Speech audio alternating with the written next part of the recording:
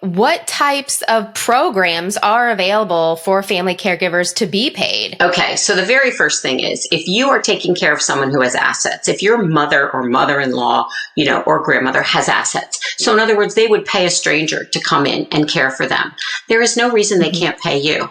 Right? And so you should go to an attorney, an elder law attorney who knows how this works, and have them set up a family caregiver agreement, which is quite legitimate and really important for a couple reasons. Number one is creeping out in the background is this thing called the 5-year look back, that if somebody gives money away, and you ask for them to help pay for nursing home cares, them meaning the government, use government services, Medicaid to pay, they're going to say, where did all your money go the last 5 years? And if they saw that you were giving money to a loved one, they're going to think it was a gift and not payment. So you have to have it legitimized by a contract. Perfectly fine. You can do that and you should do that. And then I say, I go a step further and say 1099 yourself, pay into Social Security. Make this make this an actual payment thing. You should do that for lots of reasons. Right. And if you don't even need the money desperately, put it into your own retirement fund. Make it your retirement account. Because I assure you, you're not putting any money into retirement while you're taking care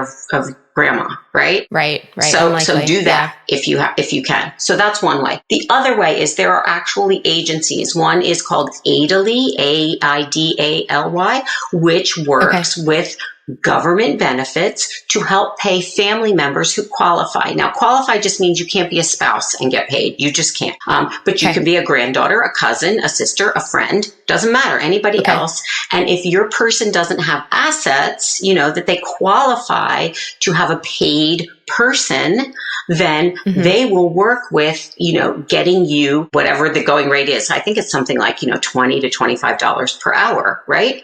And so, and they'll process it like you're just an employee. You're an employee and you're getting Social Security and you're getting, if they have benefits, if you can work that in, fine. And there's several agencies like that. Every state has different ones.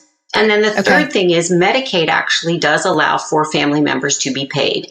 And that's a process that you have to work through with Medicaid. And an elder lawyer can assist you with that as well. And that's for people, again, who don't have assets. Medicaid is a government program, not Medicare, which is a big confusion, as you know, right? Medicare does not pay for nursing home care. Medicare does not pay for people to come in your house and help you generally care for yourself. Right.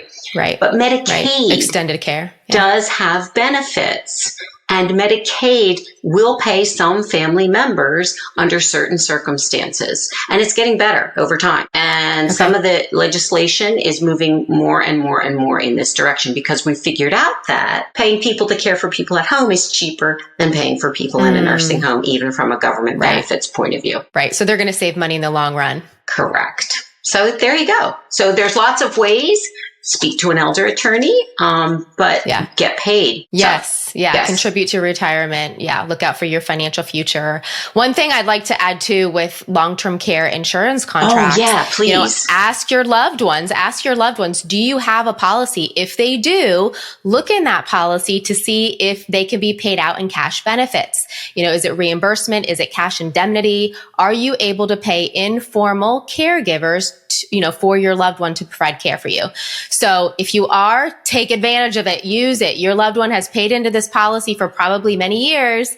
And if you can get paid that way, do it. Those are tax-free benefits. It's so often overlooked, right? And not only that, it's overlooked and people find out their loved one passed away and they didn't even know they had this insurance policy. So I would add to that. Tragic. Whether they say they have it or not, look through their papers. You've got to do that. Look through their papers because often people have it and they don't even know it.